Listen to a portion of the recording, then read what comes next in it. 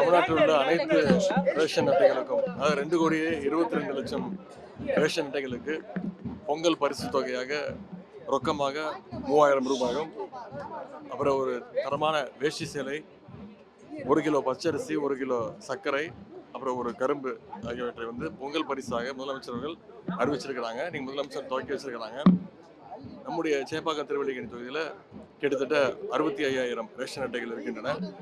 முதல் கட்டமாக இன்னைக்கு துவங்கி வருகின்ற 14ஆம் தேதி வரைக்கும் ஏற்கனவே டோக்கன்கள்லாம் கொடுக்கப்பட்டு முறையாக இந்த பரிசு தொகுப்பு இந்த பகுதி மக்களுக்கு கொடுக்கப்பட இருக்கின்றது. அது இன்னைக்கு சட்டமன்ற உறுப்பினராக நானும் நம்முடைய நாடாளுமன்ற உறுப்பினர் அண்ணன் தயாநிதி மாறனும் இங்கே துவக்கி வச்சிருக்கிறோம்.